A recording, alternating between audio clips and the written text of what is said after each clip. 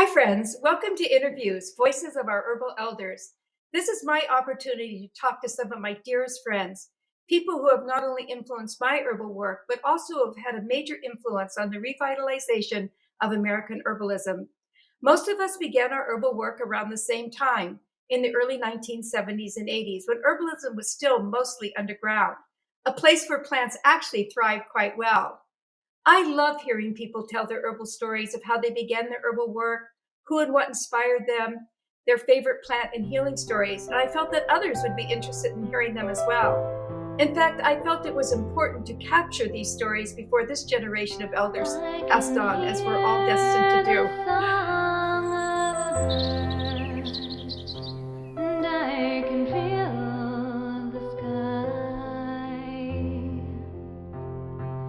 I know that I'm part of the earth.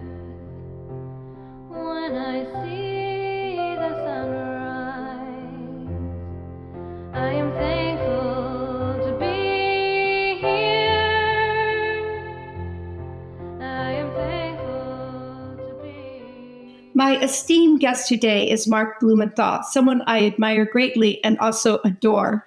He's had a major influence on the trajectory of herbalism, not only in the United States, but globally.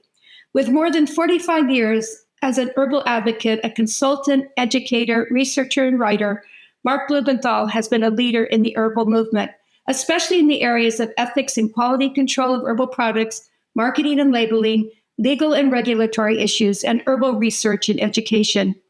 Mark is the founder and executive director of the American Botanical Council, which he founded in 1988, and is the editor and publisher of the international peer-reviewed quarterly journal, Herbalgram, which is considered to be our premier go-to for reliable herbal information. Mark is also a founding member of numerous other herbal organizations, including the Herb Trade Association, the American Herbal Products Association, and the Herb Research Foundation. Each of these organizations serve an important role in herbal business, education, research, and regulatory issues. Mark is the senior editor of an English translation of the complete German Commission E monographs, The Therapeutic Guide to Herbal Medicine, published in 1998. And he has co-authored several books as well as book chapters, written innumerable words and articles on herbal subjects, and he is a sought-after speaker at herbal conferences and events around the world. Mark has also testified before the White House Commission on Complementary and Alternative Medicine Policy on incentives to stimulate botanical medicine research. And in 2001, he testified before the House Subcommittee on Government Reform in the U.S. Congress, speaking on international regulations of herbal medicine. In recognition for his research, educational, and advocacy work, Mark has received 2 honorary degrees, plus innumerable awards, and just notices of his great work. And this doesn't even begin to touch on all that Mark has accomplished. For his complete bio, please go to his webpage, and it will also be listed along with this podcast. So, Mark, I know how busy you are, and I'm just so thankful to see you and have this opportunity to visit and talk with you today. Thank you so much for joining us. Hi, Rosemary, dear sister. Never too busy to take time for you, and I'm honored and deeply grateful for your including me with this series of podcasts and interviews you're doing with so many really wonderful people that all of us admire and appreciate for contributions, past, present, and hopefully long time into the future as well. Yeah, that's so true. Yeah, we have a long history. You know, I remember I first met you, I think it was in the 1970s, and you were the owner of a really wonderful small herbal company called Sweetheart Herbs. Do you remember that? I'm sure you do. Do I remember Sweetheart Herbs? I remember meeting you. Yeah, I remember Sweetheart Herbs. It was the company I owned for 12 years, wholesaling herbs out of Austin, Texas, my hometown now. And I remember meeting you too, because I was one of the very first distributors of a herbal tea line coming out of Guerneville, California, called Traditional Medicinal Herbal Teas. And I believe, as my memory will serve me, that you are the formulator of those first 6, I believe there were 6 herbal tea combinations in these coffee bags with labels on them that you and Drake Sadler put together, and which is still today an iconic legacy herbal tea company, nearing its coming close to 47 or 50 years in the business. So, and I was one of your first distributors. As a matter of fact, I was talking to one of the company's employees who was there back in the day, and he said they used to have a chalkboard in the office with like the name of like the 5 distributors or whatever, 6, or they would add new ones when they got them. And this month we need to call Marcus Sweetheart and see if he's going to make another order. And things were so. I mean, that's how it was. It was chalk on a blackboard that he and Drake would see if we can generate some orders here. We'll call our distributors and see if they want some more stuff. But it was let's see, Mother's Milk, Gypsy Cold Care, Throat Coat, Smooth Move, which is still today, I believe, the best-selling herbal laxative in the natural food channel. So Gypsy Cold Care, did I say that? So I got 5 out of 6, I think, of the original flavors, or they're more than flavors. They were functional. That was the cool thing about traditionals. Those were teas that were blended to taste good and actually work. And it was so cool because it was so different from anything, no disrespect, but back in the day, there was Celestial Seasonings, which dominated the herbal tea market, helped create the herbal tea market of the day. There was a tea company around called Magic Mountain Herbal Tea, which also came from Northern California. And it was Andy Berliner of Amy's was originally, I think, one of the co-founders of that thing, and we sold that. We had the San Francisco Herbal Teas from Barry Meltzer at San Francisco Herbs, and we sold his teas. And Select, which we did, and Alvita, which were the old line tea companies from the 30s. We didn't sell them, but they were in every health food store. And that was about it back then. I may be missing one. And that was about it. But the traditional teas that you formulated were so different than anything else. And the packaging, which they weren't in tea bags, they were bulk. They were like, there was bulk tea. You didn't even have tea bags yet. They just had bulk tea, like a 2-ounce glassine lined coffee type bag with a label stuck on. And they were very cool labels. One color label. It was like or maybe a 2 color. It was a screened label, all like kind of brownish color. But that was one of your first distributors. Well, you were also one of the first companies that I ordered herbs from too. So that it was, that you were one of the companies that I would get the herbs for my little herb shop. Right. But I'm just wondering, back in those days when really there wasn't a very large herb industry, it wasn't like we were going into it expecting to really even earn a livelihood. What possessed you to open up an herb company? Like, what was the inspiration for you? Well, good question. I started Sweetheart Herbs with a friend who dropped out after a year. Good man. He was my partner, and he was selling ginseng roots out of the trunk of his car. He was selling Korean red ginseng that he got in Chinatown in San Francisco and selling out of his trunk to anybody who would buy a ginseng root. And he was impressed I bought the biggest, most expensive root because I was already into ginseng at the time. This was 1974, 73 or 74. So actually, you said 45 years, just to clarify the record. Here we are in April of 2023, just to timestamp this conversation for posterity in case, the tape doesn't construct or whatever. But, so I'm actually on the cusp of the 50th year of being actively engaged in the herb movement from a business perspective, even though I'm no longer and haven't for 30 some odd years, I haven't sold any herbal products. But we started Sweetheart in summer of 74. And from ginseng, we started with ginseng and herbal tea, basically. But I got involved because in 1968, when I was graduating from the University of Texas as a senior, and I thought that I was going to go to graduate school and study political theory and political philosophy and study, that was my major. I became a vegetarian as a war protest against them. This was right when they were building up for the Tet Offensive, and they had just abolished the draft exemption in March of 68. So, and what they realized was that the graduate schools were filling up with all these men who were studying basket weaving or whatever they could get to do a master's in sociology, philosophy, psychology, history, engineering, whatever they could get into. They were filling up. On the grad schools were full, and because it was basically an exemption from the draft. And the draft boards figured this out, and they unilaterally gave us like 2 months notice or 3 months notice. Forget about going to grad school or law school. Unless you're going to go to medical or dental school, fine, then we get you on the way out. Then you have to serve, So I started thinking, what's important to me? And I was a philosophy minor and political science. What are my values? What do I believe in? What's true for me? Now, this is after 1968. It was after Sergeant Pepper Summer in 1967. And, that's what we called it, Sergeant Pepper Summer. It was when that came, the Beatles album came out. And, we already were experimenting with herbs already. 1968. And so I'd already had a relationship with that plant since 66.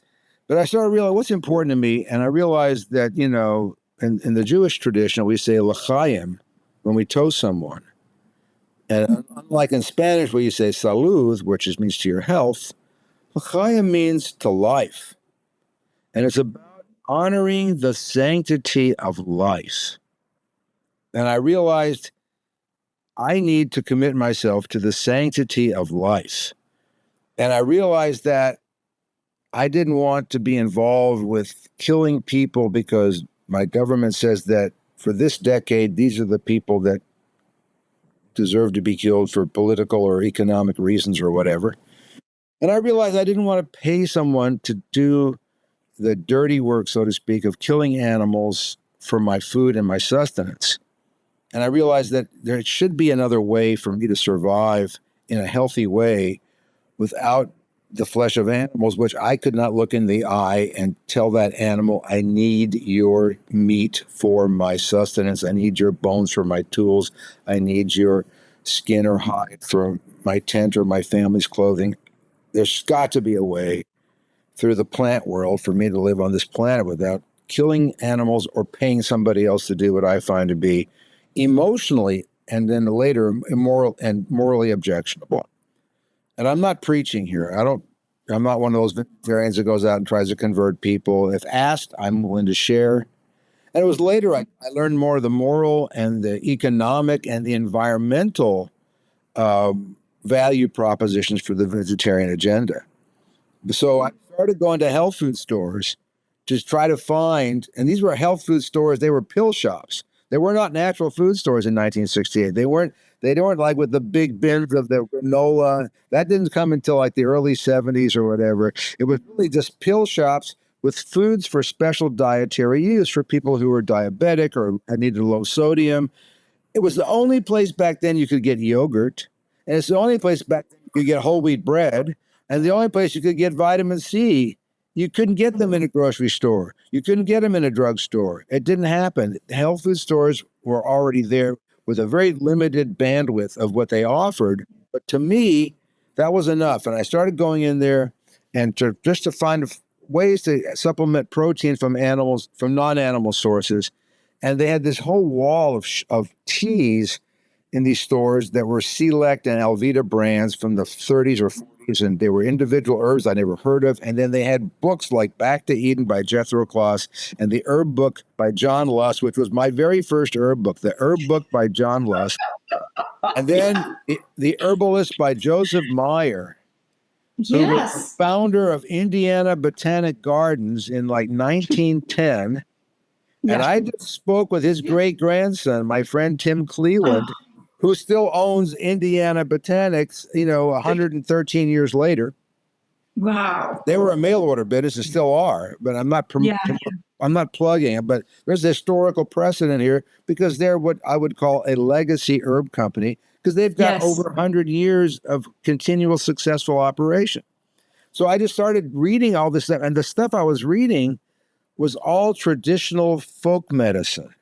It was traditional medicine, folk medicine. The idea of scientific research on herbs and medicinal plants was just getting started, but in Europe. The very first chemically standardized herbal extract was produced by a company called Pharmaton in 1968, It was a ginseng extract still on the market known as ginsana, standardized to 4% ginsenosides, which is the average amount that you find in ginseng roots, Asian ginseng roots anyway, a total of 3-4% ginsenosides. So they just standardized it. It's not like a big pharmaceutical conspiracy. It was just a product that was reliably giving the same amount of these known active compounds that are found in ginseng.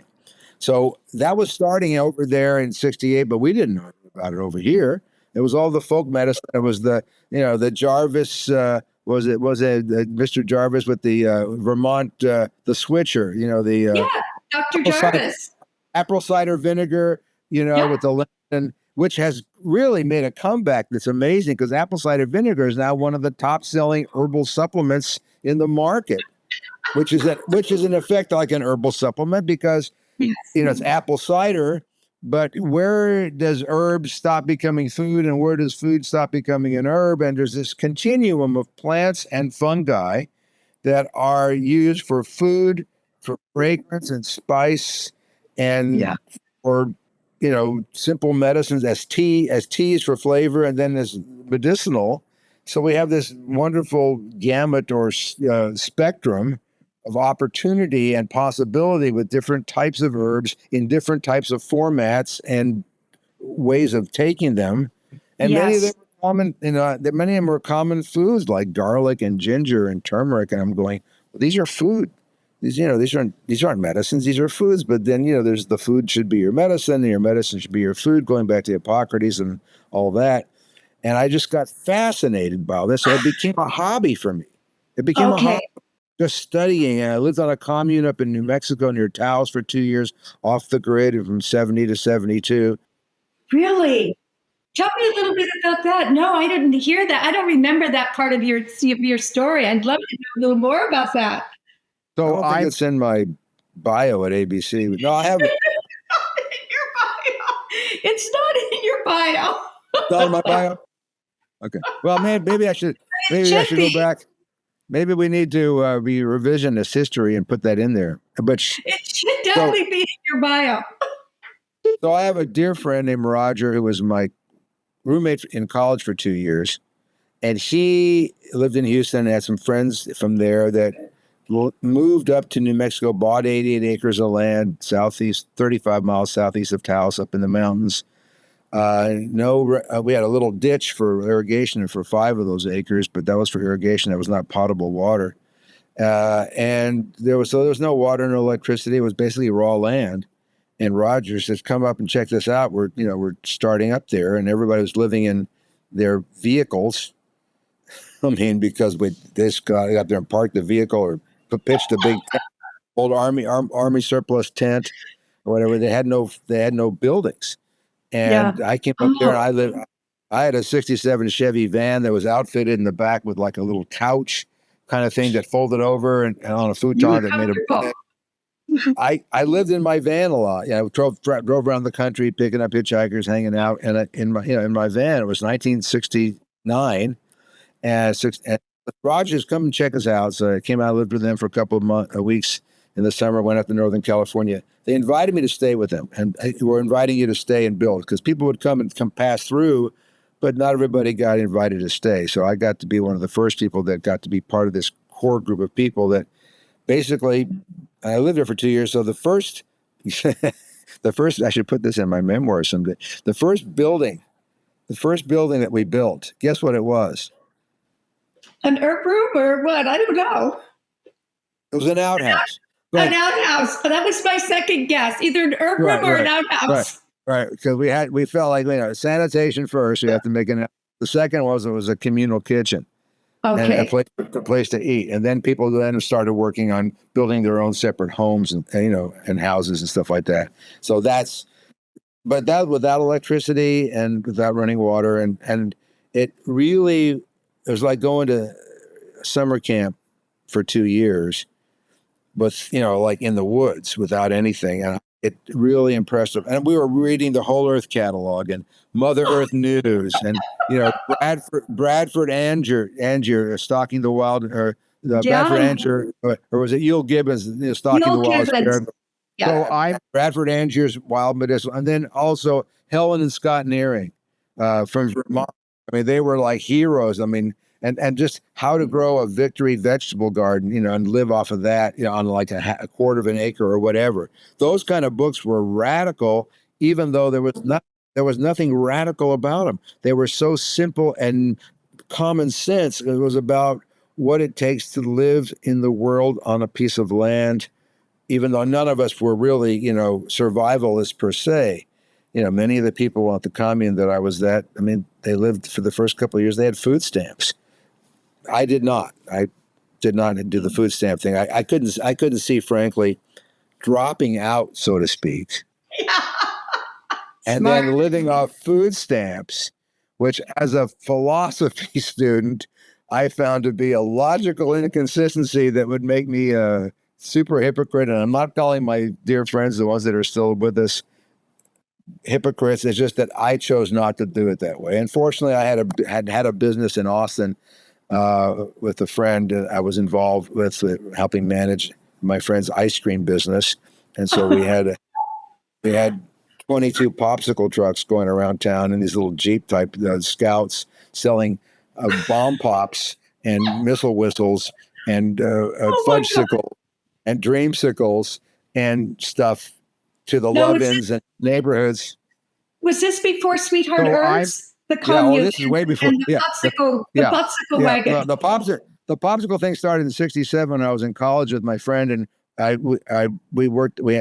we had some popsicle trucks we rented, and then we ended up buying some trucks that we got into foreclosure. But they were little like Jeeps, but they were scouts, and they had one seat and no doors. And then the back had a chest freezer, and we put the ice cream in with the dry ice, and then a like fiberglass boat inversed on some poles that for a roof, and a bell that you would ring when you go up and down the street. And we had all these hippies coming in from San Francisco going through Austin. They would give us a guitar or a camera or something as a deposit for $50 worth of ice cream, and they go out and that was a lot of money back then. $50 worth of ice cream at wholesale, and you sell it retail. So they got a free vehicle to drive. They had a truck to drive or a vehicle, and there would be like 4 or 5 people on these Jeep with just one seat, and everybody hanging on, and they would show and plug it in. What I always said is plug it in at night. Use an extension cord, plug it in so the ice cream doesn't melt, and come back tomorrow, and then we'd wholesale them the ice cream. So and the popsicles. So I have to pay karma all this years of selling kids popsicles and fudgesicles. I'll tell you, here's a funny story. There was, I think it was like, it was around 69 or 70, and Nixon and Agnew were in the country was very, very polarized, like it is now. Because you had the anti-war situation, and there was a culture clash back then that was significant. Yes. And some of the drivers told me, and these drivers were long hair, some were bearded, and they would say, this whole neighborhood they're not buying ice cream. They're not buying from us. And I remember this. I said, I'll go check it out. So I had shorter hair back then. I was just still out in college or just out of it or whatever. And I don't remember. But anyway, I went knocking on doors. Hi, my name is Mark. I'm from the Ice Cream Man Company. And I just taking a survey. And if anybody would talk to me, and I had to go to the third or fourth house before somebody would talk to me. And this woman says, I said, people aren't buying any popsicles. They were buying. Why aren't you all buying popsicles from us? And she says, this is a classic. She says, because we know that you're putting LSD in the dreamsicles. It's true. It's a true story. I'm not making this up. Oh, wow. LSD in the dreamsicles. Oh my God. That's rumor had gotten out. So being a political science major and a philosophy minor, I had a response, or so I thought. Anyway, my response was, ma'am, I can appreciate your concern, but let me assure you that we're running a for-profit business here. We're trying to. And I happen to know, I don't know why. So sunshine acid, LSD, sunshine acid, the orange pressed little barrels, they called them. They were pressed little pills. You would know nothing about this, of course. They sold for $2 a piece. These are $2 in 1969 or whatever. $2 a piece. But if you bought a bag of 100 of them, they were 50 cents. I said, even if I were to buy these at 50 cents a piece, I could not put them into a dreamsicle that I pay Bluebell Creameries like 11 cents for and sell them by the box of 24 for 15 cents so that my drivers can sell them retail for a quarter. I would lose money. There's no way I could run a business putting a 50-cent item into a 15-cent item. Do you understand? It doesn't work financially. The economics don't work. I'm trying to be rational. I'm trying to be intelligent. I'm trying to give factual information. It didn't Who would have work. thought? Who would have thought? So, you know why it didn't work? Here's the punchline. She says, yes, what you say might be true, she says in so many words, but we know that you can still do it because the communists underwrite it. Oh, no. Are you kidding me? You've got to be kidding me. I'm telling you the truth here. This is like, I've told them this story dozens of times over the years. And at that point, I realized there's nothing I can say. There's nothing. There's nothing I can do to explain to her that A, I'm not a communist, B, I don't hang out with communists, I don't know any communists, and they're not giving us underwriting the dreamsicles. I mean, thank you. It's like, thank you for your time. Have a nice day. And I think that was before the "Have a nice day" became a slogan. But may you have a robustly healthy life. Whatever. This must have been one of the few times in your life where you actually had nothing more to say, Mark, right? It's like she rendered you speechless. That's just a crazy, incredible story. Oh my goodness. I've never heard that one before. That's great. Yeah. So, chamomile on the see the chamomile? I can't see it really. It looks like a chamomile. Oh, there it is. Yeah, I can definitely see it. It is a chamomile. It's an Asteraceae of some sort. I didn't key out the actual species and genus of that coffee cup. I think it's okay. So, sweet, is there a person or persons that have most influenced your herbal work or your life that you would want to mention? Like, somebody in your herbal world that really had a huge impact on you as a young person? There are people, not just one. Yeah. But before I answer that one, can I give you my first herbal lesson? Oh, please. I'm just dying to hear this. Okay, what is it? My first lesson in herbal medicine, aside from the fact that my old German grandmother would give us Kamillenblüten tea sometimes for upset stomach, which was chamomile. So that's one. Yeah. Oma Marta of blessed memory. My grandmother, Oma Marta Michelson, she would Kamillenblüten. Okay, but the real first herbal lesson. So we're in high school biology class. It's 1962. And we have our favorite teacher, Mr. Joe Lyon. Okay. And Lyon. And Mr. Lyon of El Paso, of blessed memory, as with Marta, everybody liked him. We liked him so much we made him our senior class advisor after you because he was just wonderful. One of those people, one of those teachers you really liked. Yeah. He was from the old country. He was from Lebanon. Wow. And he had a very strong accent. He was a short, portly man. And I can hear his voice. And it was the day that we're dissecting tapeworms. So kids all across Texas have tapeworm dissection week or whatever, because they do these things according to the curriculum and it's all scheduled and, it's all standardized. And the high school gets this bucket of formaldehyde that's full of these dead tapeworms, and everybody gets a tapeworm on their dish, and there's two people at a desk, and you got your little, scissors and scalpel, and I don't know how they do it now, probably the same, but this was 1962. What is that, 51 years ago or 61 years ago? Wow, yeah. Who would have thought that we could even say and tapeworm 50 years ago? Only in Texas. Well, probably in Iowa and Arkansas and everywhere else too, but I don't know. So he would say, back in the old country, and he would go on and tell us a story about how it was back in Lebanon and that a lot of people didn't have the money to buy Western pharmaceuticals type of medicines. So they relied on their traditional medicine, which is interesting because he said we took pumpkin seeds, raw pumpkin seeds, which are native to North America. So how they became a traditional medicine in Lebanon over the last 400 years is interesting also because it's a borrowed plant. It's not a native plant. It's native to North America, right? You know this. And he said we would take raw pumpkin seeds and fast.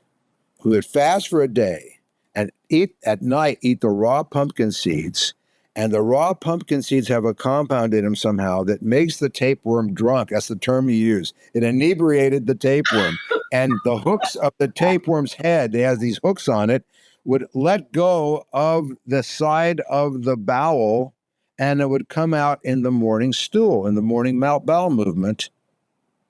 And that's my first herbal lesson. And I still remember it because I'm going, wow. And we know today that one of the uses of pumpkin seed is as a vermifuge. Exactly. We know this because it's like, but here's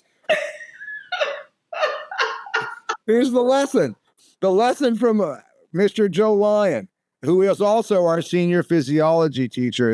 He was wonderful. So, you know how it is in life that you have teachers in the public or private school who have an impact on you. He was one of them who has a lifetime impact on me because I always remembered when I got into herbs in the 1968, 6 years later, 69, 70, Yeah. as a hobby, I remembered Mr. Lyon and the tapeworm story with the pumpkin seeds. Oh, that's amazing. I was wondering how you were going to bring that back. There it is. It's a perfect circle. That is for so many reasons, that's a truly amazing story, Mark.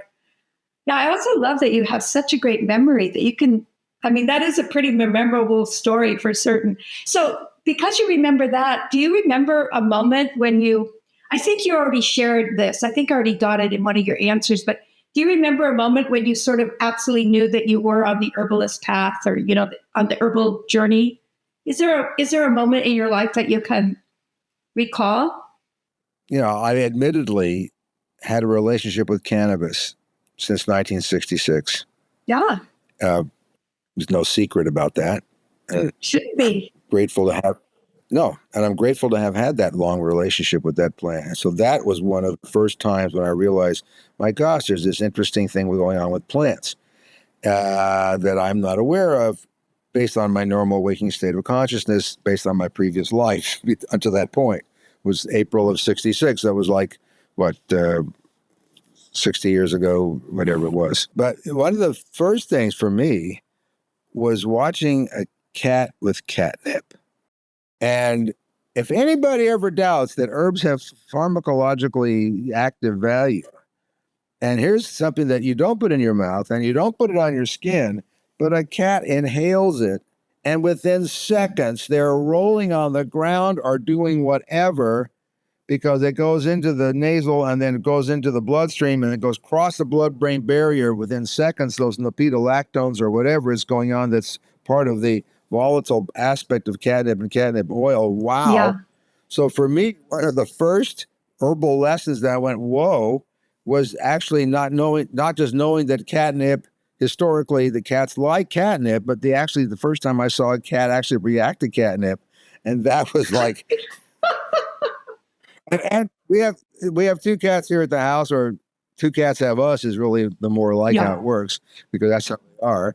And we still have it where, I just spray a little catnip spray of the, so it's one of the best communicators of the value that plants have value and plants work. The other one was aloe vera. The first time I tried aloe vera on a burn, and that was from the leaf of the plant with the fresh gel on the burn within 3 or 4 or 5 seconds, and the immediate relief that it gave, or the amelioration, whoa. And I think that catnip and aloe vera are two of the best ways to start any herbal lesson for anyone, because it's like so culturally acceptable and familiar. It's not foreign. It's not like some weird, it's not exotic. It's like it's like right here. Right here. I think every household in the world should have an aloe vera plant or 2 or 3. And take the old leaves on the bottom and There's so many things you can do with aloe vera gel. It's pretty amazing. Hey, Mark, did you know that cats actually like valerian even more than chamomile? Did you know that? Oh, excuse me. I'm sorry, catnip. Yeah. Have you tried valerian with your cats? I have not, but it's funny because there's that whole story about the Pied Piper of Hamelin, right? That story in the literature. I think it may even be in Maud Grieve. I don't remember. She wrote writing in the 1930, 35 or whatever about how the Pied Piper of Hamelin was able to rid the town of rats, wasn't it? It was rats, yes. It was rats because of the valerian. They like the smell of the valerian. And but I've not tried a valerian on cats, but it's a good idea. And I've got some valerian extract that I never use. But the nice thing about valerian extract in most cases, it lasts forever. Yeah, it does. I don't know if the extract works as well as the powder, but the one problem with using it is that everything in your house smells really badly, where catnip, it doesn't smell so badly. But you should try it sometime with your kitties. Yeah. Right. Well, actually, I don't know that valerian and the smell of dirty socks is characterized as badly. Okay. That you're making a judgment. You're making a judgment. So that's your experience. I mean, a lot of people like the smell of dirty socks. Apparently, I don't know. I'm not one of them, but I know. I think I was just mostly saying that because if any of our listeners went out and got valerian and put it around for their cats, they would keep wondering why their house had a strange odor. But listen, I wanted to ask you, it seems like really very early on in your herbal career, you were drawn to the work of legal and regulatory issues, the ethics of labeling and marketing.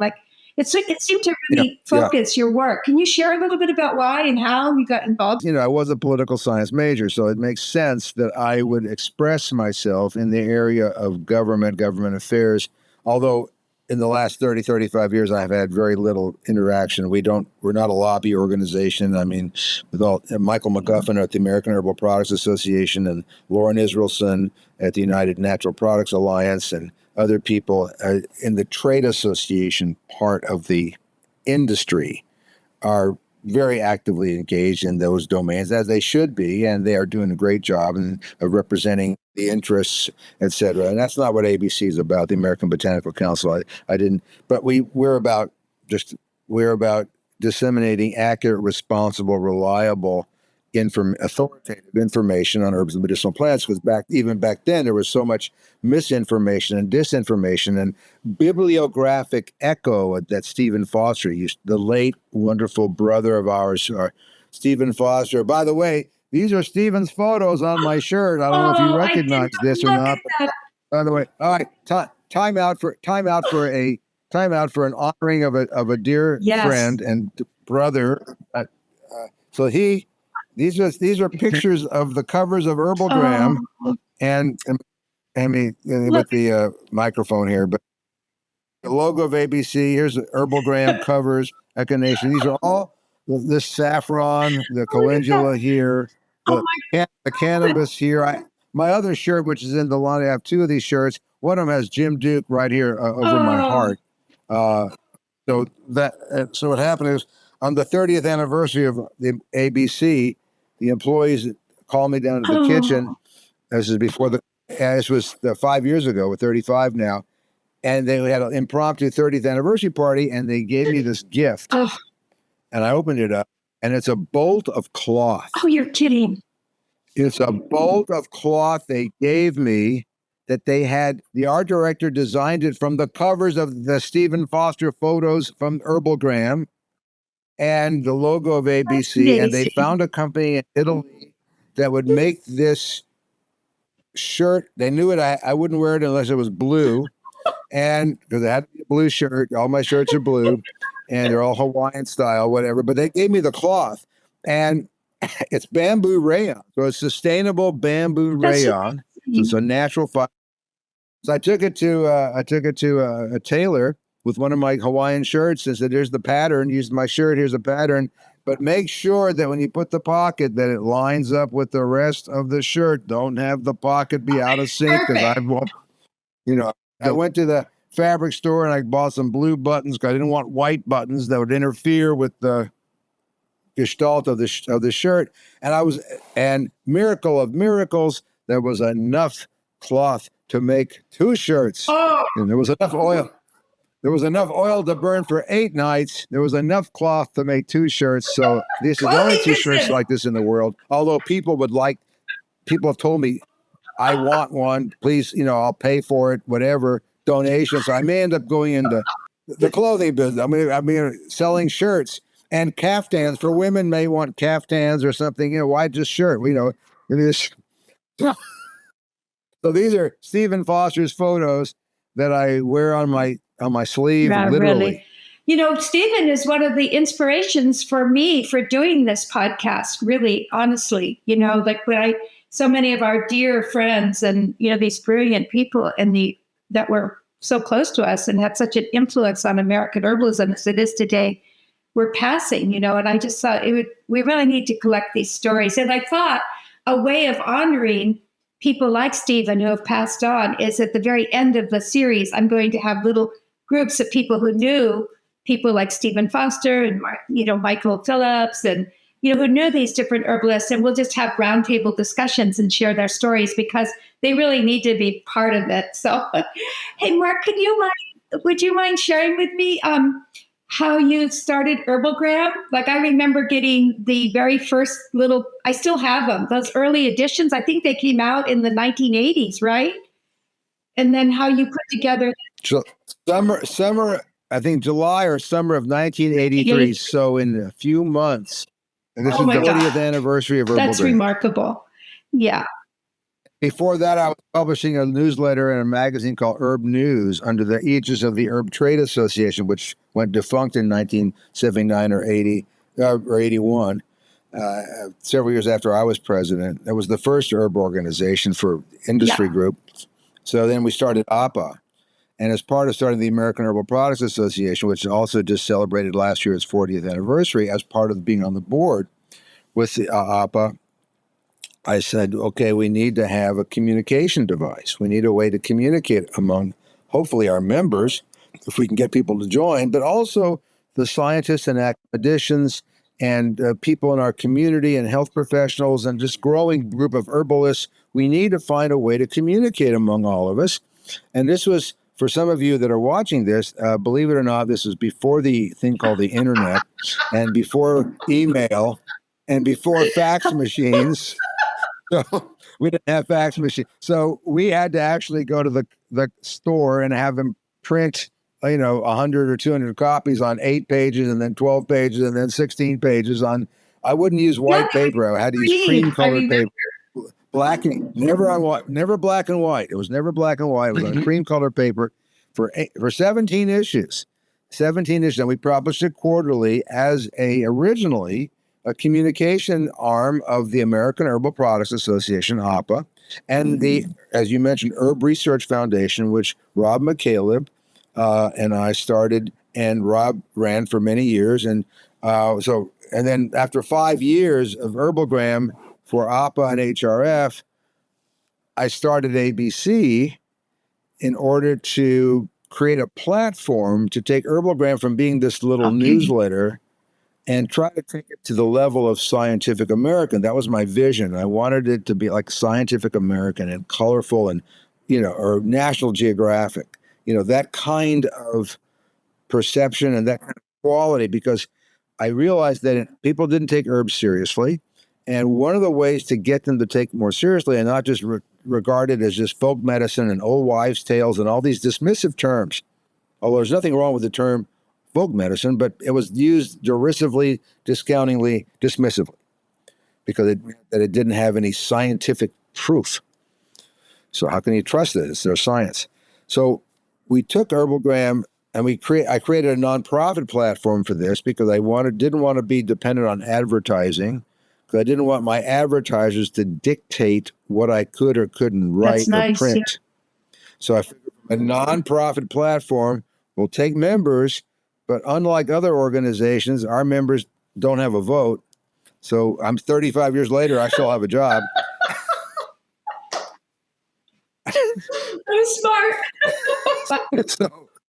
So they're talking about succession planning and getting rid of the which I'm happy to do. And we're looking for someone to come in and, start learning how to run the organization, by the way, which we are open to soon. We're going to be looking for someone as an associate executive director, but to learn, Yes. over a To study period of the time. master. But we don't use the we don't use the R word at ABC. There's no retirement. I mean, then once you're in, you're in. You can't leave. It's like the Hotel California. You can check out anytime you want, but you can never leave. People say, "Well, when are you retiring?" And the answer is no, of course not. Why? This is not a job. It's a lifestyle. And that's what a lot of people don't understand. And I know there's so much we can talk about, especially I do want to talk about some of the people that did influence me, to whom I'm eternally and profoundly grateful. But I want to get clear about the work that some of us do as writers, as educators, as herbalists, as activists, as advocates, in so many ways, as formulators, as consultants, as insultants, whatever. A lot of what we do is driven by our innate commitment to this lifestyle and to the understanding that natural has its place, and in many ways, natural is better. And for us, anyway, we've chosen that. We've chosen the natural way. We didn't want artificial food. We didn't want artificial stuff in our food. We didn't want artificial medicines. We wanted natural from the earth that had energy that was substantial and real, but in a different way than many people realized. And so there's no retirement from that. It's who you are. It's what we are. Who I am. What I'm for. I'm still a vegetarian. 55 years later.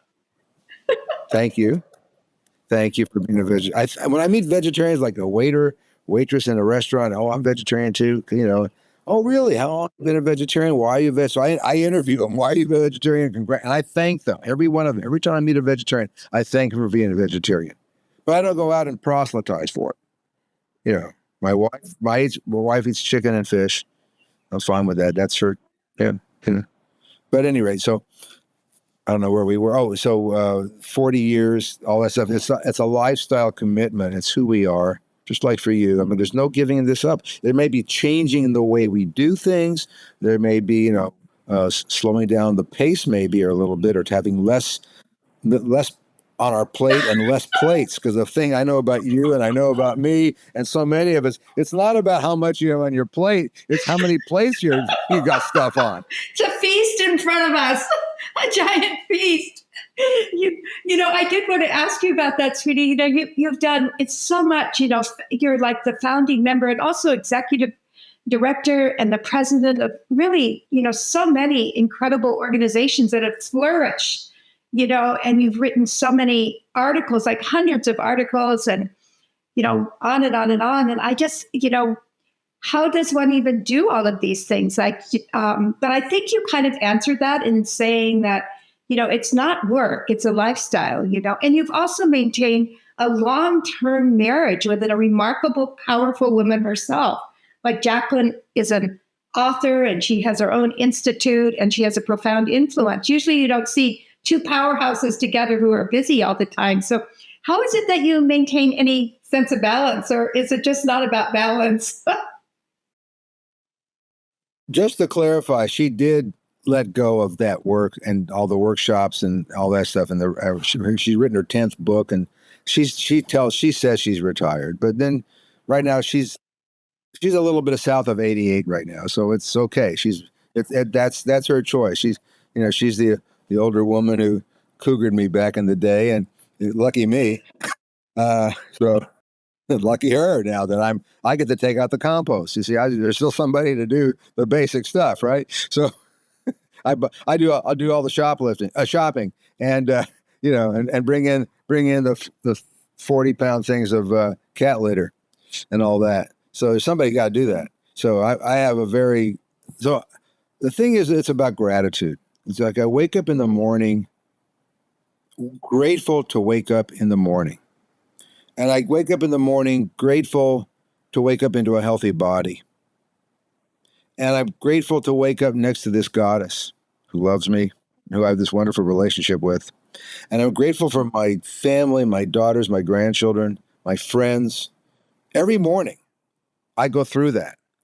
And I'm grateful to have meaning and purpose in my life, or at least I live in the illusion that what I do has meaning and purpose.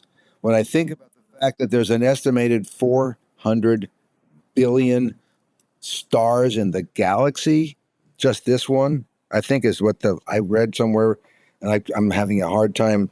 Who can get their mind around that? And then there's with the Hubble and now the James Webb, there's a billion galaxies estimated. How do I think that anything that I can be doing has any real meaning or significance? I feel that sometimes, and I think about it because I love astronomy. I mean, I like to read books on astronomy. It's one of my favorite hobbies is to read about these things. But I'm not, I'm not an astrophysicist, any of that, but no training at all. I just, like so many people, you look in the stars. People have been doing that since the beginning of civilization and before, looking at the stars and wondering. So I start my day with gratitude. And one of my gratitudes, by the way, is for gravity. I'm grateful for gravity. And that's my catch-all for all the other 100 things that I could name that I'm grateful for and people to whom I'm grateful on a daily basis.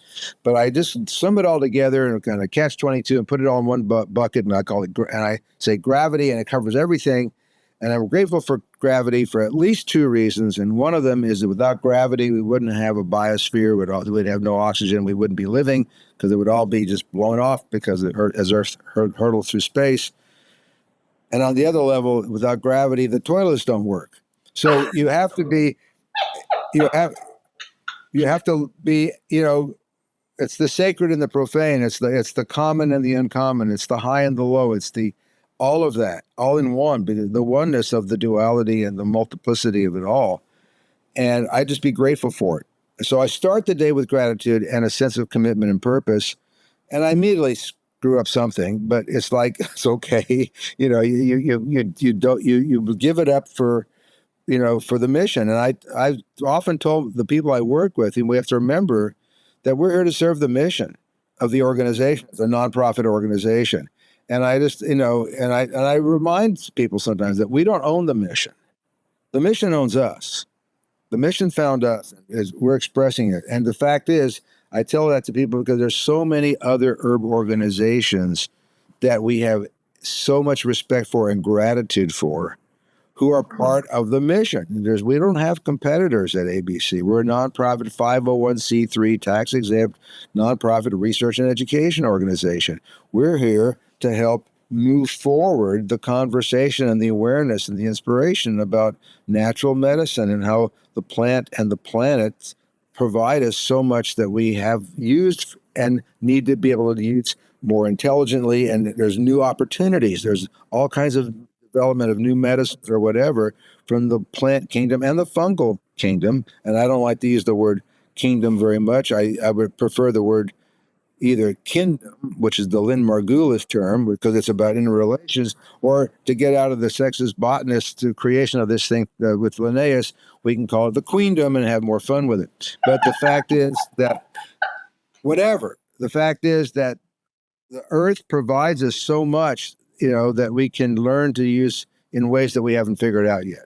And at the same time, to rediscover the old uses too, and honor all of it, and find out ways that we can use that for self-medication, but also in clinical medicine as well, when it's appropriate. And that's why we got involved with the research, because we were realizing that there's a growing body of research going on in Europe, and we started systematically reporting on it, or unsystematically. Rob McCaleb especially used to write Rob's research reviews, and he would summarize some of the emerging research coming out of mostly Western Europe at the time. And we were like leaders in that field because we were showing people that, hey, there's science here, there's research here, and this all makes sense. It makes sense. And and that's why we continue doing what we do. And we love working with other organizations as well, because different organizations have carved out different pieces of the whole puzzle and the big pie that we have, that all we share, which is the wonderful world of herbs. And there's so much. I mean, we can talk about sustainability and the whole issue of our sustainable herbs program and the issue of quality control with our botanical adulterants prevention program. By the way, we're in our 13th year with the botanical adulterants prevention program.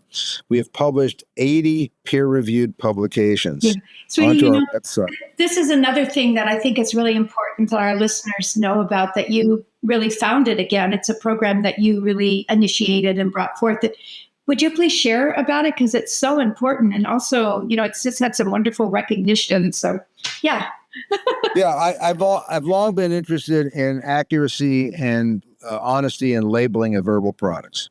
If you're going to buy a product in the store or wherever, nowadays it's on the internet or wherever it is, it should be properly labeled, and the ingredients should be authentic. They should be actually what the label claims them to be, and they need to be as pure and as clean as possible. And these are commitments that many, many responsible, ethical herb companies live by on a daily basis. There's many good quality products. There's good people. There's people who really care about the authenticity and the quality of the ingredients of the products they make, and they care about the end user's personal health experience in taking their tea or their extract or their capsule or their salve or whatever. A lot of people, good people with good companies with reliable products, are out there making a very robust herb market with natural products and stuff. At the same time, historically speaking, people have cheated. We know this. The first article that we put together as part of the Botanical Adulterants Prevention Program, which is something that I had a lot of issues with and concerns about, and if we had more time, we could talk about all that. And the ginseng research we did, we tested 500 ginseng products in the 1990s, and how we got the so-called wild red American ginseng off the market because it was a fraud. It was Canigra, Rumex hymenocephalus that had nothing to do botanically, structurally, chemically, ethnobotanically, historically, geographically with real American ginseng at all. Nothing to do with it. But they called it wild red American ginseng. Fraud, and through education got the health food stores to stop selling that, but we didn't have the internet, so there's no alternative way for them to market it if they didn't sell it in health food store. We got that off the market. So the point being, history. The first article that we published under the Botanical Adulterants Prevention Program, by design, Stephen Foster wrote an article that I asked him to write, studying the history of adulteration. It's called A Brief History of Adulteration of Herbs, Spices, and Botanical Drugs.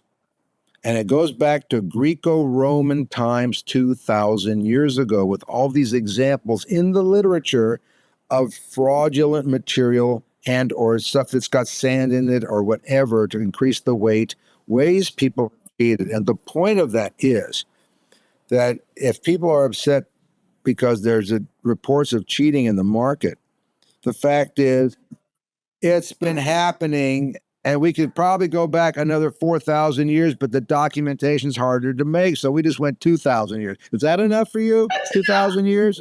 Harry, is that enough? So when is enough? Excuse me, when is enough here? So the point was that it's not something that you just find in the modern herbal industry. And we don't know the extent of it because it's hard to get numbers on that. But the fact is that we've documented there is adulteration and fraud going on in the market. Surprise, surprise. And what we do is we provide for free access. Anybody in the world can take this information for free. All they have to do is register. Anybody in the world can take this information. 80 different papers so far and newsletters documenting the adulteration and fraud in the marketplace. But what we're doing is providing it for the responsible companies who are willing to utilize this information in the way they do their necessary quality control, especially the first job in quality control, which is always confirm the identity. Purity is important, and contamination, etc. That's number two. That's priority two. The first priority is it what it claims to be? Is it ginseng? Is it ginkgo? Is it garlic? Is it ginger? Whatever. Is it what it claims to be? And then we'll talk about the purity of it or whatever.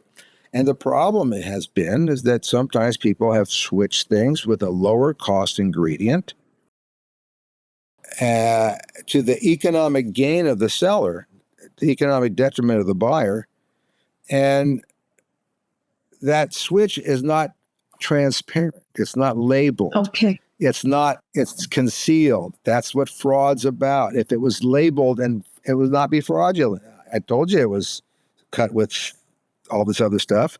It didn't say ginseng with boom boom, and there's 3 other ingredients that are cheaper that are in there. But no, sometimes the other ingredients are in there, or whatever's been switched, and they've diluted it, but they haven't declared it. So what we do is we help companies be able to set their specifications for the quality of their ingredients in such a way as to be able to ensure the authenticity of the ingredient and detect the attempts to adulterate. And I'll just say one more thing. We just published an article in the Journal of Natural Products, which is one of the world's leading medicinal plant journals. They reportedly reject like 80% of the manuscripts that come to them. So we're grateful to get published by them. And we have an article that summarizes a lot of the work we've done in the last 12 or 13 years at the Botanical Adulterants Prevention Program. And the article, the takeaway messages from the article is, adulteration is not accidental. There is accidental adulteration, but that's a one-off usually. Here and there is human error. People mistake things happen. But the intentional, economically motivated adulteration, where economics motivates somebody to cheat to the expense of the buyer or the user, that is with us. And the fact of the matter is that EMA, fortunately, usually results in economic violations, but not safety problems. There's a few, like the skull cap. It was the first one we published after the history article in Herbalgram, because skull cap had been adulterated and switched entirely with 2-cream germander. And the germander, numerous species of germanders have been tested, and they've shown to be hepatotoxic. So there was some force in the literature back in the 70s and 80s about skullcap products, or hops valerian skullcap combination being associated with some liver toxicity, when it turns out that it wasn't the hops, it wasn't the valerian, and it really wasn't the skullcap, because the skullcap wasn't skullcap, it was germander. Yeah. So so whenever there's a safety issue, which is not very often, that would take a priority, other than just explaining to people in the industry and elsewhere, or whoever wants to listen, how to best navigate the market. We don't know if some of these adulterations are 5 or 10% on some of these herbs or more. We have an article we're working on how do you measure the extent of adulteration. It's very difficult to do, but at least we know that it's happening. So we tell people that some certain herb categories are subject to adulteration, which means adulteration of that herb has been detected, and it may be a very small part of the market. Hopefully it is, but we don't know. But we still want people to know how to be sure that their material is authentic, to help increase the chances that consumers are going to buy authentic products that work. Thank you so much, Mark. That's such important work. It's so amazing.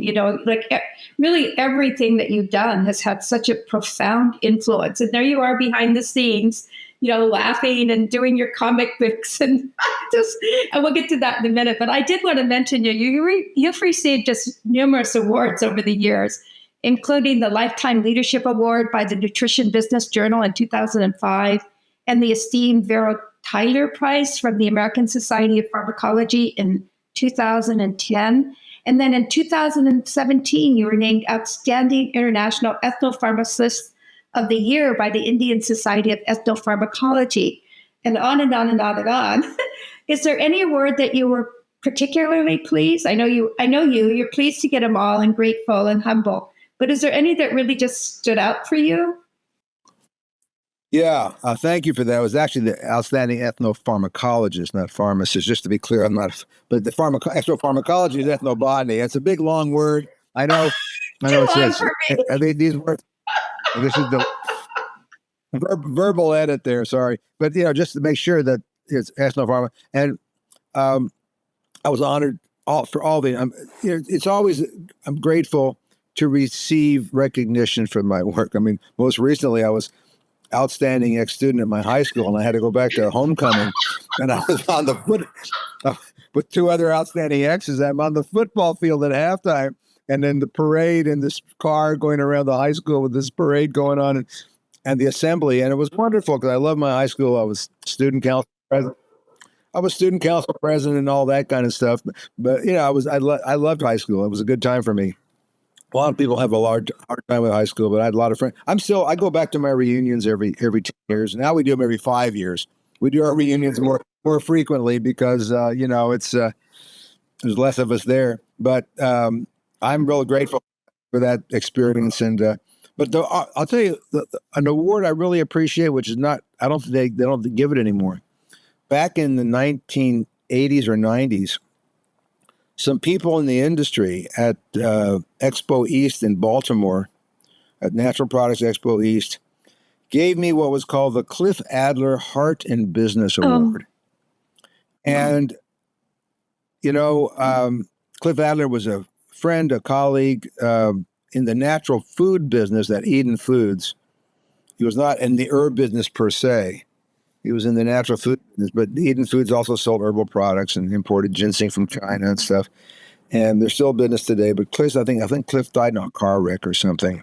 And a way to acknowledge his contribution to the industry, they set up this award and they gave it to people who they thought had gone through business adversity and life with a sense of heart. And, you know, were able to come out of adversity or whatever. And, you know, we've all gone through adversity and I've, you know, grateful for it. It's always one of your greatest teachers and opportunities. You just don't know it at the time sometimes. And, it's like, you know, but then I always remember my father, this too shall pass, right? That wisdom of that it's all transient anyway, pretty much, except for the values, which are eternal. And one of them is heart and love. And, you know, so I really appreciate getting that award from some of my friends in the herbalism, and actually it was the natural food industry, wasn't even the herb industry per se. And I got an award a couple of years ago, and I got it from APA, which I'm grateful for. I kid about it sometimes. They gave me their Supernatural Award. And they've never done that before, and they've never done it since. Because they made it up for me, I think. When people ask me how I'm doing, I often say, I don't want to be cute or anything, but I do kind of want to. I say supernatural instead of I'm fine, I'm good.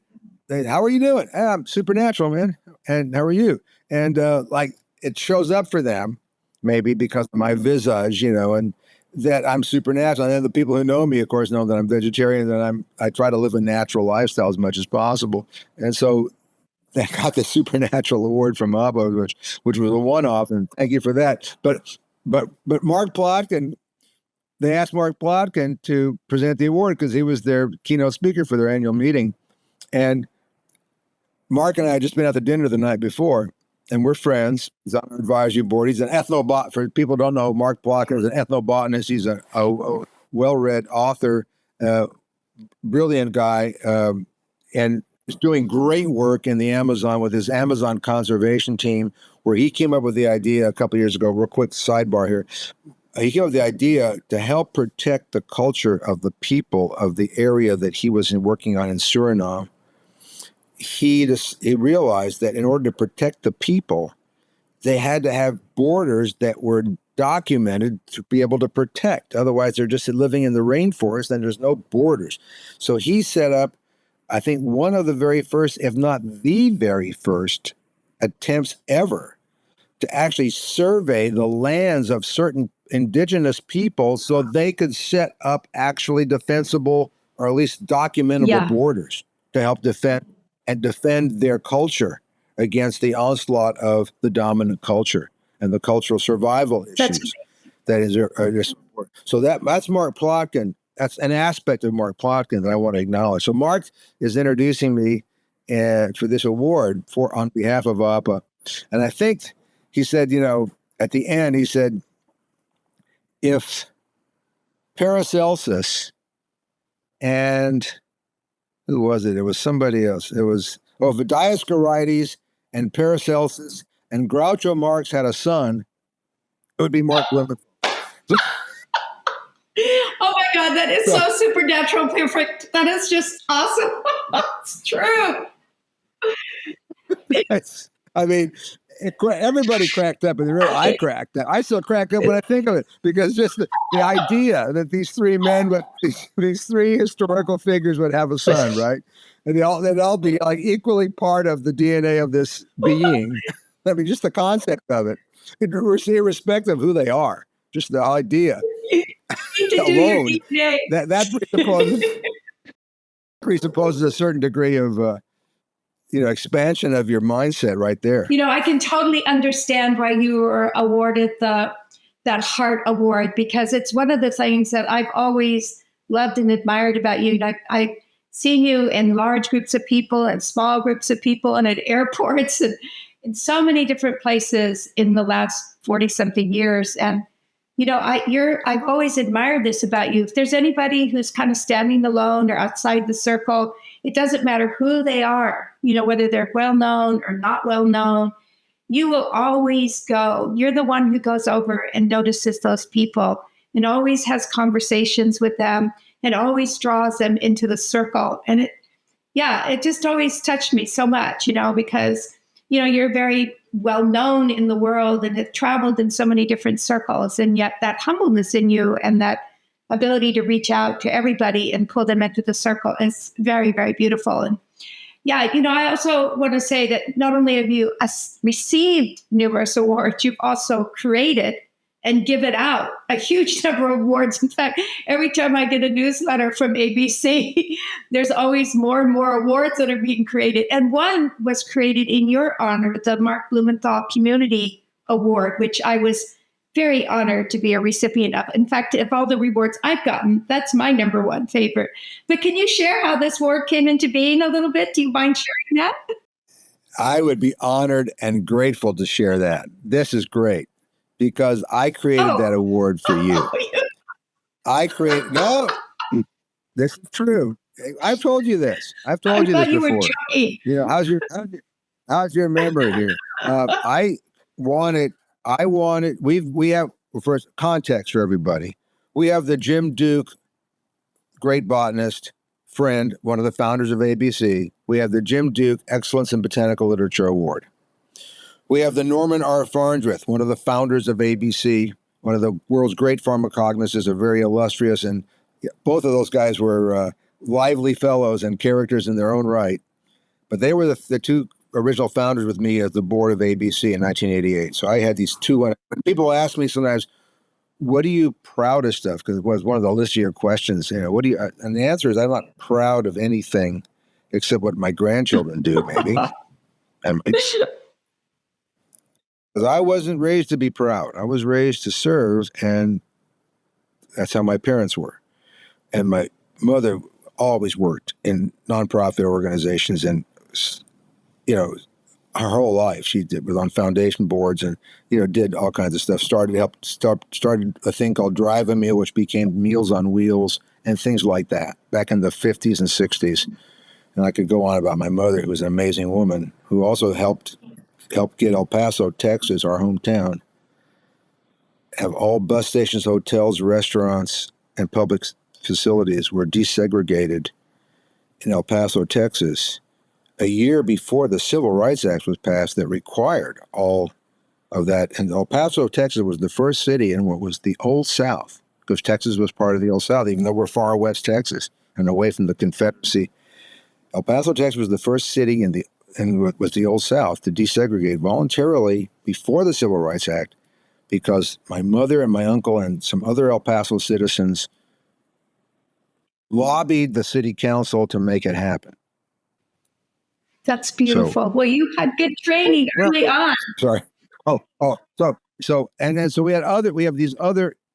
So it's about service. So there's these other people. Freddie Cronenberg, the Freddie Cronenberg Excellence in Research and Education in Botanicals and Women's Health Award, and other awards. So we had these awards, but actually the Freddie Cronenberg Award didn't happen until later. I'm sorry, because I think your award came first, and then Freddie passed. But I wanted to do the award for you to honor the fact that you had started the California School of Herbal Studies and traditional medicinal teas, and the Brighton Bush Herbal Treats and United Plant Savers and the Sage Mountain Sanctuary and the International Herb Symposium, all these seminal, important parts of the modern American herbal landscape and all the books you've written and the classes you've done in your school. And I wanted to do that. And the board said, okay, we'll do it, but we're going to name it for you. I said, no. This is about Rosemary. This is about Rosemary. And she's a community builder, and we want to honor her for being a community builder, and then find other people. And I remember Stephen in the board meeting, Stephen Foster, who was on the board for 21 years and was chairman for 10. He may have been chairman at the time. I don't remember. He said, "You're a community builder, and your name is going to be on this award." So, and I told you this because I told you this when I apologized to you, that I pushed back on it. I didn't want it. I didn't want my name on this award. I didn't want anything to be about me. It's about the person, not about me. But they insisted, and so I went a whole year. We went a whole year without giving you the award. When we did the awards ceremony for everybody else that year, you were already pre-approved, but I didn't want to have my name on it, so we didn't give it to you until the next year. So we started a year later than we were supposed to because I was embarrassed, and I felt embarrassed of that somehow that people would see it as self-promotional for me, and it was not about me, and I didn't want to be that. So, it's maybe a false humility of some sort or whatever, but I just wanted to honor you. And the board had different, and so I realized that if I didn't go ahead and accept the nomenclature as the board stipulated, I would never get a chance to. I honor you publicly, and so we went ahead with it. Well, And then the next year Sarah got it. We gave it to Sarah. Okay. I always love I appreciate so much every year when you send me a little note, and I get to have a little vote in who I think. And each year I think it's such a wonderful award, but it makes it better because it does have your name on it, and because you really truly are a community builder, and so it makes it wonderful when I have it. I love my little award.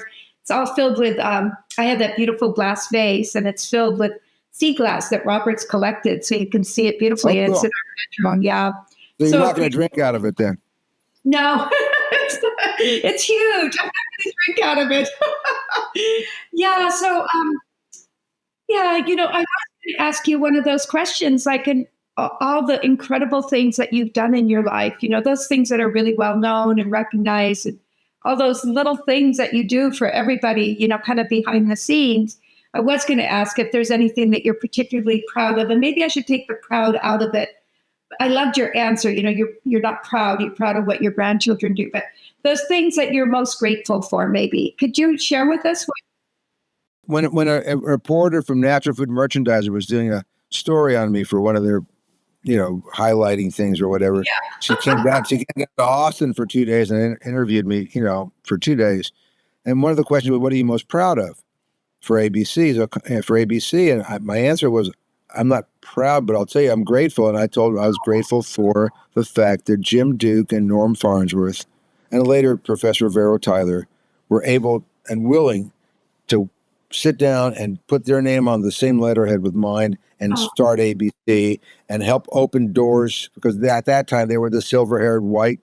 Jim Duke was one of the top botanists in North America. He was the top herbal medicine expert at the federal government. No question about that. Everybody knew Jim Duke was the most knowledgeable person in the entire federal government on medicinal plants. He helped start ABC. Norman Farnsworth, one of the most world-famous pharmacognosists in the world, the study of medicinal plants, scientific study, helped, they opened up so many doors for me and for ABC and for the herbal movement by putting their name on board with us and seeing the vision that I had for ABC to have an independent nonprofit organization that was herbally oriented and at the same time spoke with some degree of authority about the emerging science, at the same time respected the traditional historical record and the ethnobotany.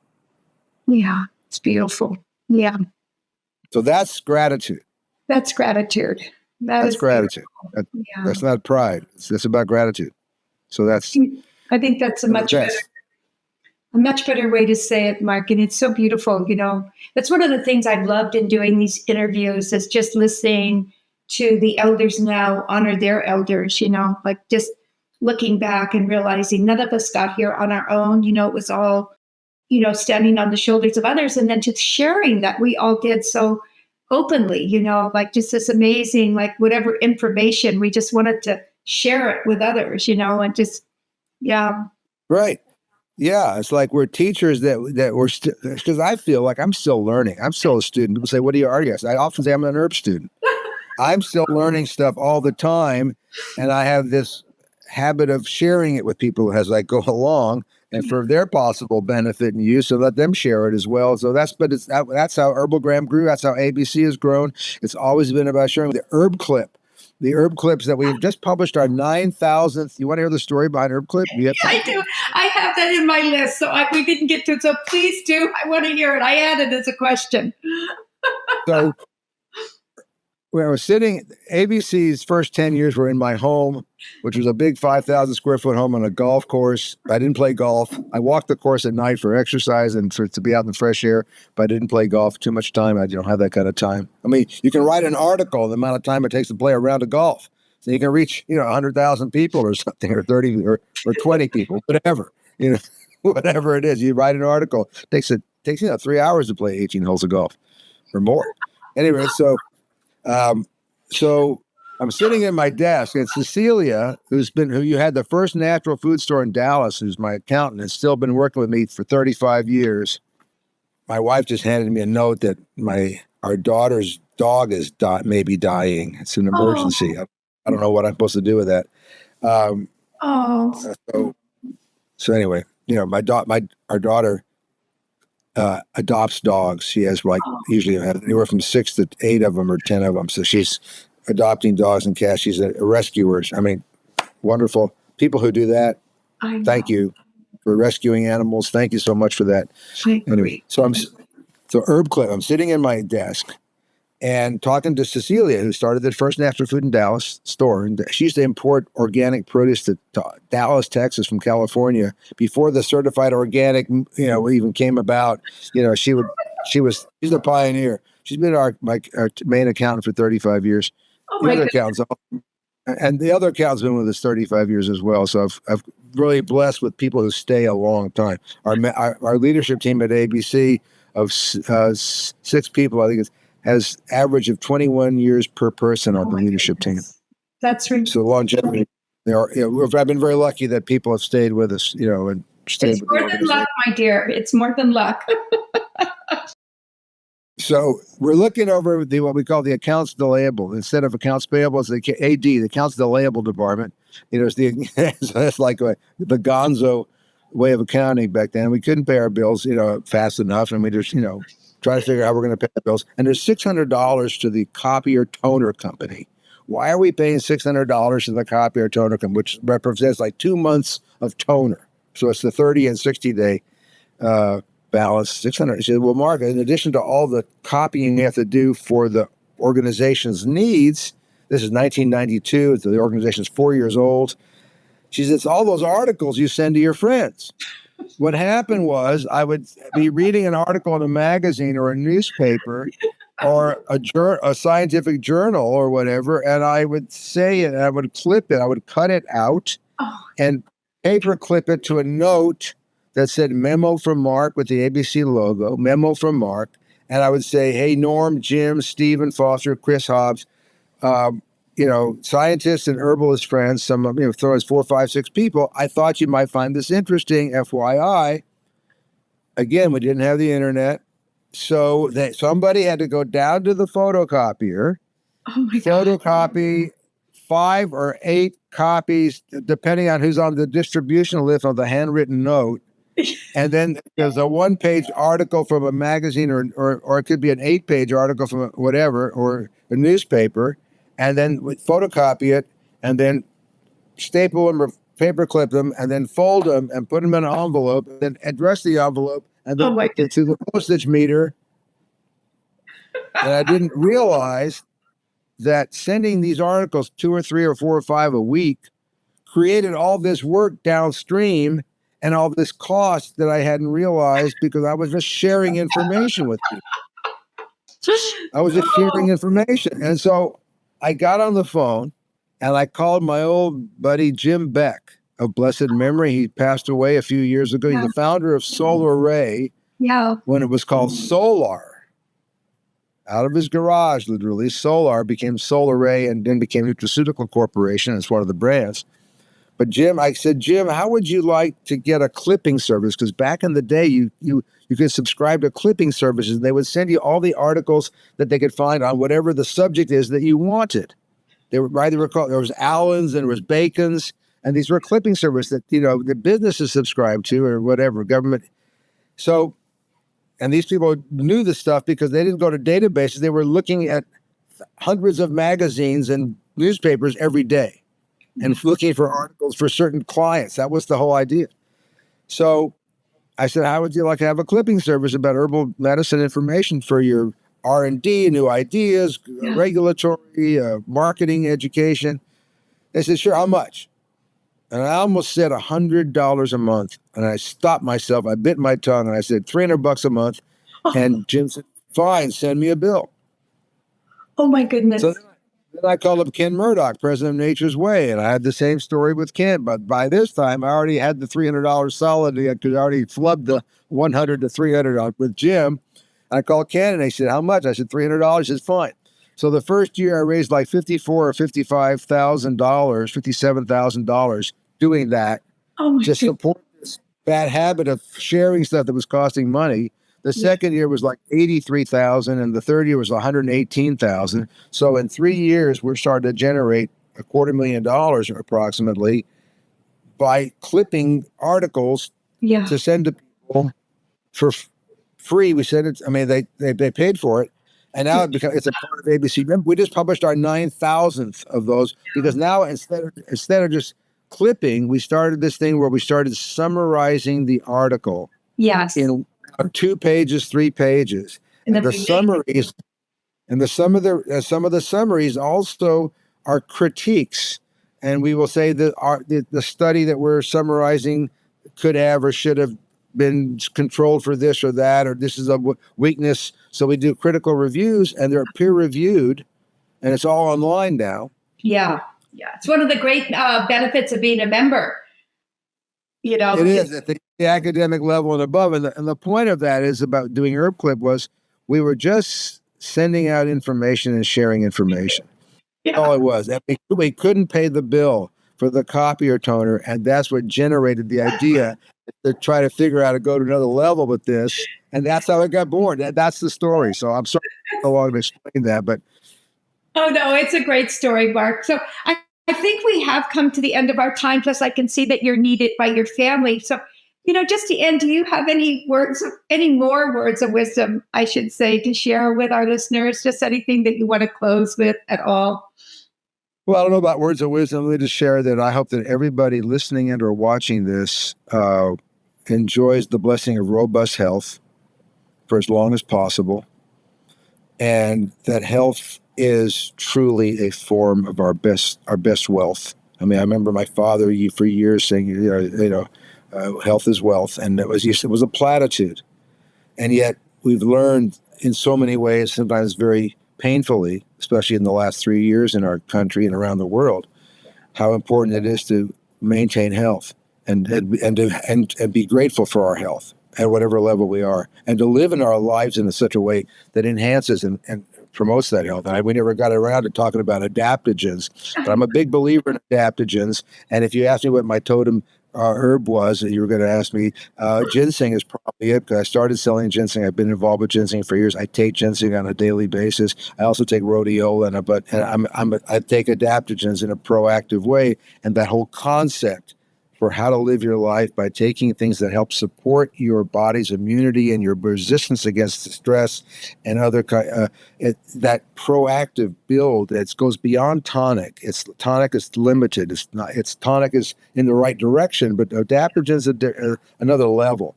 And now it's become a popular term. But I had a paper, by the way, rejected by, I think it was Journal of the American Medical Association. Back in 1998, they did a special edition on alternative medicine. And I had been invited to write an article for them that basically talked about which herbs I would see had the best clinical documentation and trial that for physicians to consider using. This is 1998. And in my article, and talking about ginseng and kava and a few things, and the clinical documentation for it at the time, such as that was, 25 years ago, I referred to the adaptogenic properties of ginseng, etc. And the editor sent it back saying the peer reviewers objected to the term adaptogen. Oh my goodness. Are you kidding? This is a true story. I'm using my words of wisdom time here to sign off, and I'm telling you another story here. This is true, but this is worth being in the annals of the archives of the herbal movement, probably from a historical perspective, because they said there's it's not a known Western scientific or medical or pharmacological term. It is not a term accepted in medicine. And they recommended the word tonic. I said, no, it's not just tonic. And tonic, when you say tonic, I don't want that word because it's going to bring up the days of the tonics and the patent medicines and a lot of the fraud that happened back then. I didn't want herbs to be associated with that directly because there's a bigger, higher agenda here to talk about the legitimacy and the safety and the mounting evidence of some health benefits. They may not be all the health benefits that are claimed in traditional historical medicine, but they're documentable as health benefits based on more modern scientific research, which should be good enough for you. When is enough enough? And basically, that was the conversation. So I said, no, adaptogen is an appropriate term in European phytomedicinal literature developed by Russian pharmacologists in 1948 and 1952. They would not accept it. And so the article was never accepted because of the word adaptogen. Isn't that crazy? I did not back down. And I probably should lament that because I could have been published in JAMA back then if I hadn't. But I stood on my ground. I said, it's a term that's legitimate and we can qualify it and explain it.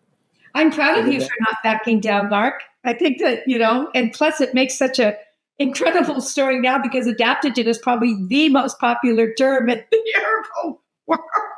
There you are, ahead of the time again. I'm so sorry that our time has come to an end because, one of the things as we're talking, I have a zillion more questions I wanted to ask you. And one of them, I just always love hearing stories of your family and your mom. Your mother was such an incredible influence in your life. So we might have to do a part 2 of this. Well, I just wanted to honor my mother for that because it's about a tradition of service and of being available to people, and it's about the sense of community, and it's about being part of your community. And it's there's the Hebrew term tikkun olam, to repair the tear in the fabric of the universe, and all of us are here to do whatever it is we do to help repair the fabric in the tear of the universe in a way. And, everybody has their own contributions, hopefully. And, it's like our tombstone, if we are not cremated or whatever, it's going to have the birth year and then it's going to have the death year. And there's that little inch of that dash or hyphen or whatever, that is so much because that's really what you did with that's your life in between days, in between these days. That's your life. That's it. That 1 inch is your life. So what does it mean? What does that 1 inch mean for everybody gets that inch? What does it mean for you? And what is your contribution? I still haven't figured it all out yet, but it's fun. When you do, let us know. That's another incredible thing that you've done in Herbalgram is, and it's actually, I love Herbalgram for a lot of reasons. There's such a tremendous amount of great information. It's so well researched and documented, but I love that section that you've taken and just where you honor all the great people who have worked in the plant world. And the honoring is always so respectful and deep and beautiful. It's just, I have to say, I think all of us are hoping that I wanted to write before I pass away. So, Mark, please include me in the honorarium at Herbalgram. It's like such a beautiful offering that you give to the community. It's important for us to know who came before us and who was contemporary with us. Now it's not just the people who came before us and the other elders, but it's people of our generation that we're losing. They're leaving. Yeah. Stephen Foster's one of many who are in the age of, younger than we are, Rosemary. I mean, we know that. I mean, Stephen was just on the cusp of his 65th birthday. Yeah. And there's others. I mean, our friend Ezra Behar, and there's people. So what happened? I just want to share something else. I'm leaving Sunday. We're on a Friday.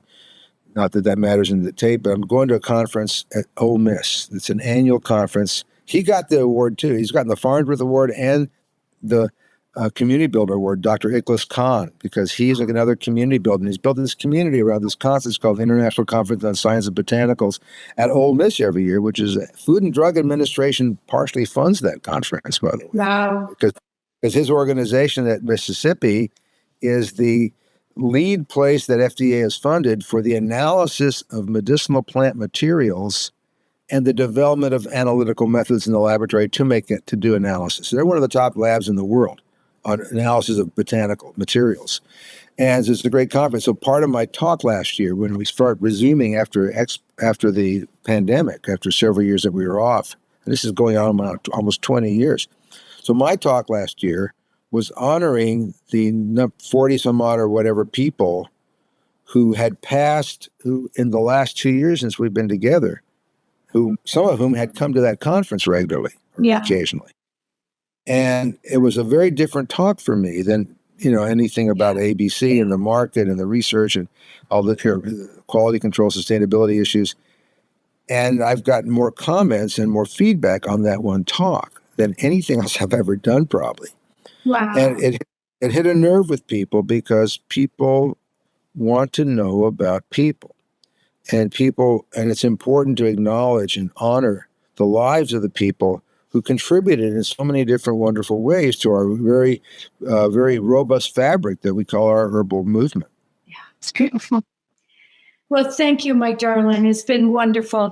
That's a beautiful place to end it on, and I just thank you. And I just want to tell you that we are all so grateful for the amazing contributions that you've made and your beautiful spirit. It just floods out, and I look forward to the next circle that I get to see you in. And, I'll see you in Austin. Actually, I'll see you in Austin in a few weeks. Oh, that's right. I'll be there in just a few days. Much love to you. Thank you. Yeah, thank you so much.